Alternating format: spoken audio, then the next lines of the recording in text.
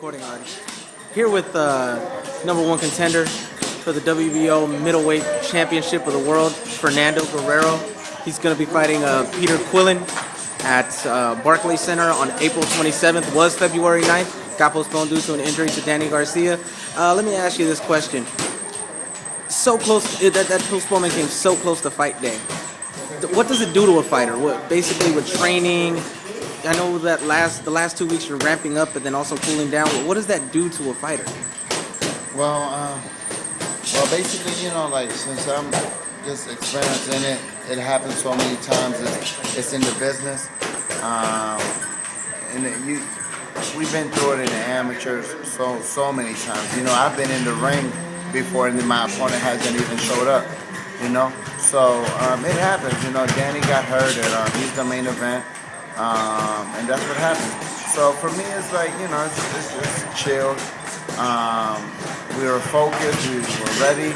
So if I was ready on the 9th, might as well be, I'm definitely going to be ready on the 27th. So all positive energy, Okay, so it didn't affect you in any way negatively, like, no, okay.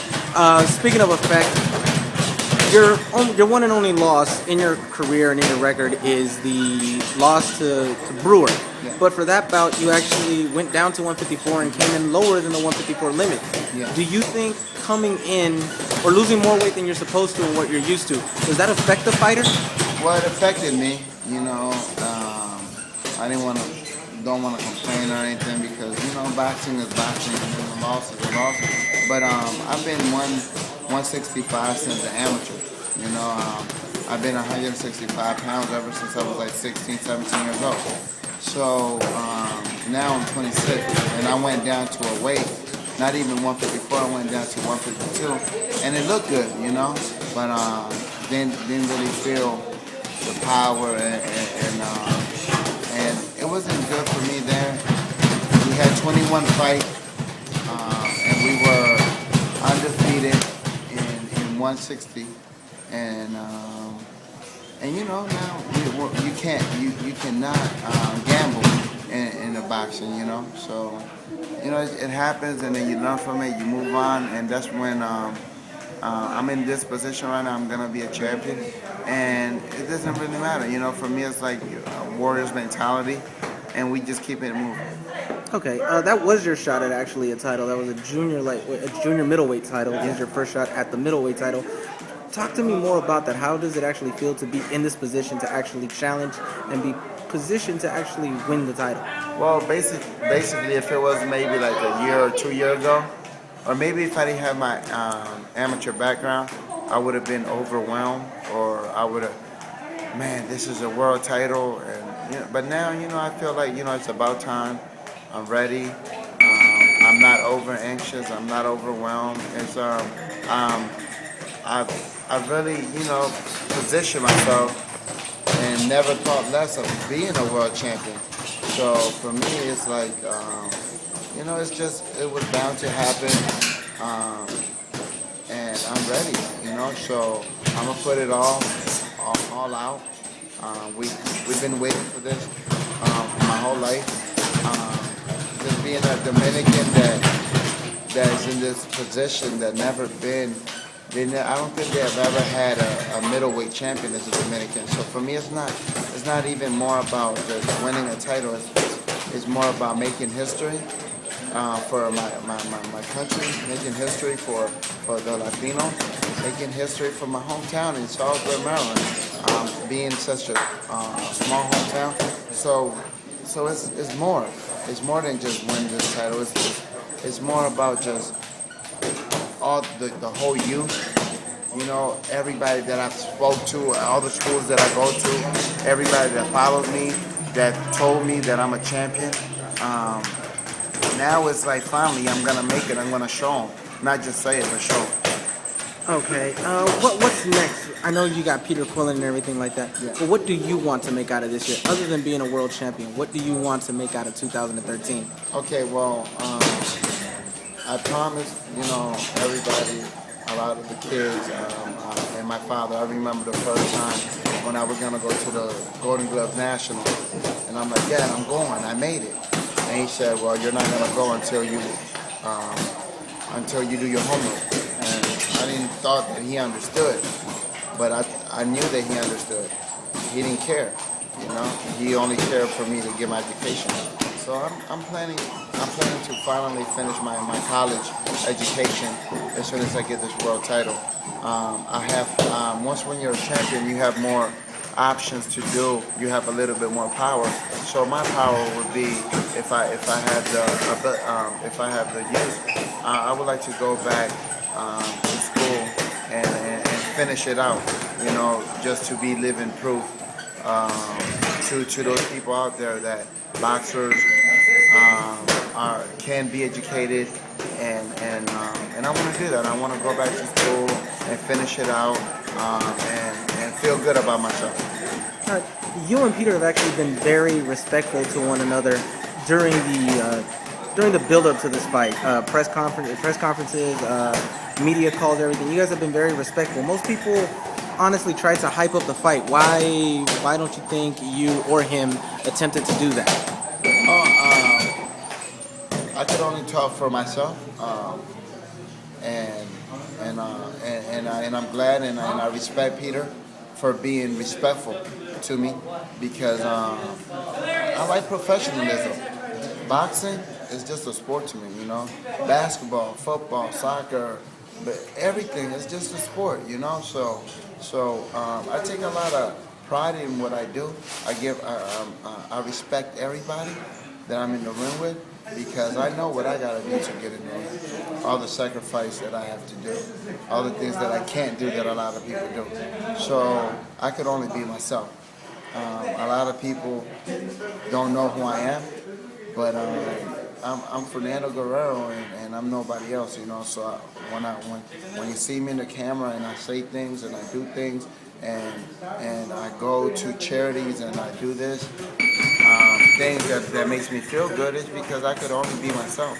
So I can't sell out myself for money, and disrespect somebody, because I like people treating me like I treat them. And you know, that's basically it. You know, I could only be myself, and if being myself sold a lot of tickets. I had one of the biggest crowd in the East Coast, and it worked for me. So it's living proof that I don't have to disrespect nobody. I could be myself and sell a lot of tickets. I've never really had problems selling out arenas, even as an amateur. So, you know, for me, it's like, hey, I love myself, and I can only be myself, and people appreciate that, and I hope that they continue appreciating that. All right, you as a fighter, you are a fan of the sport as well, the sport of boxing, correct? All right, what fighters out there, when you hear they're going to fight, you say, you know what, I have to sit down and watch this fight? Well, the whole USA boxing from 2008.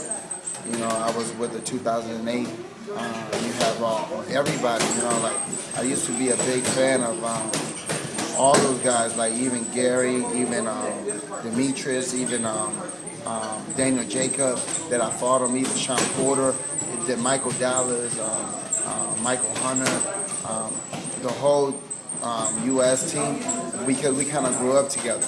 Because when I was going to high school, I went to the community college.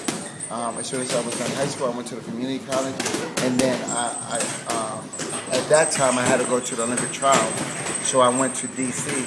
and I really couldn't finish college because it was like real busy.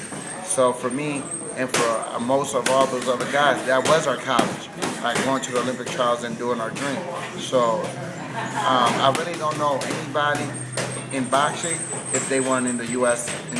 boxing team and all that stuff. So all those other guys that were prospects and amateurs and all that stuff in my time, I watch them all the time. Okay, positioning yourself is something you said earlier, and you were actually trying to position yourself to fight Gennady Golovkin a few weeks ago. He fought Rosado. Let me ask you, did you see that fight? I saw that. How do you think he did going up against a 154-pounder, going up to 160? How do you think Golovkin looked? Human. You know, a lot of people try to hype it up, and I know one thing. If you're full of confidence, the strongest punch is not going to hurt you because you're full of confidence. You know, and Golovkin, they pump him up, and he feels the confidence, and he feels good, and he looks good. You know, so that's when anybody. Rosado, I thought he could have done a little bit better, but he fought the man that nobody wants to fight, they say. But I stepped up to him because, you know, whether I lose or win or whatever, I don't care. Boxing is a competitive sport. And, you know, like, I mean, I was born in the Dominican Republic in the slums. So the least thing that I could do is fear another person that breathes the same air that I breathe, you know? So other than that, you know, it's like, hay que echarle ganas, ¿me entiendes? Like, fearing somebody is nothing. You know, for me, being a loser is a person that doesn't get in the ring. But if you get in the ring or whatever and you give it all your try and face your fears, that's being a real champion, you know? What do you want to say to the fans? What should they expect come April 27th when it's you versus Quillin? Quillin has, 28-0, 20 knockouts. You're 25-1, 19 knockouts. Both of you have explosive power. What should they expect that night? Well, hopefully, you know, we're gonna bring the best. Hopefully, Peter brings out the best in me, and I bring out the best in Peter, and then it's gonna be a great fight. You know, and the best man is gonna win.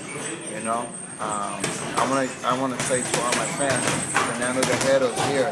You know, representando a toda la gente, no solamente a un país, pero a toda la gente que sabe de la pobreza, que quieren subirse para arriba, que quieren hacer cosas positivas. And just basically, you know, don't feel bad. Like, if I wasn't gonna fight Peter Quillin, I would be cheering. So whether it's you or anybody else, you know, cheer for me, cheer for Peter. It does not matter as long as you cheer, you know, because we're both putting our life in the line. We're both fighting for a cause, and you know, as good as you are. You know, like, just being a good boy is not going to let you win. Your talent is going to show, and you're going to win. You know, God willing, you know, we'll both come out unharmed with damage. But we're going to go in there, we're going to, you know, because one thing is like, I'm cool and I'm nice and everything, but nobody want to be second. Everybody want to be first. You know, I'm very competitive, and I've never fought anybody that was stronger than me. I've never fought anybody mentally, you know. I don't care if they were strong or not, but mentally I always got in there like I was strong. So, you know, just stay tuned for Fernando Guerrero. I'm here in LA now, traveling all over, trying to bring the title back home. Wherever you're at, you know, it's back home, you know, and you know, that's basically it. You know, I want to thank everybody that's watching, and just watch out, you know, because don't be surprised, you know. I told you so. Don't forget who. Just because a guy lost one fight doesn't mean that he's over. I'll be better when I prove it, you know. And whatever happens, gonna happen. But we're gonna go in there and then we're gonna show everything that we have. Anything else that you want to say to the fans? Anywhere they can follow you, get more information about you, get to know more about you? Okay, if you want to follow me, you can follow me on Fernando Guerrero on Facebook, Fernando El Guerrero on Facebook, FG De La Cruz on Instagram, Fernando Domini on Twitter, and you know, that's basically it. Yeah. All right. Well, thank you for your time, Fernando.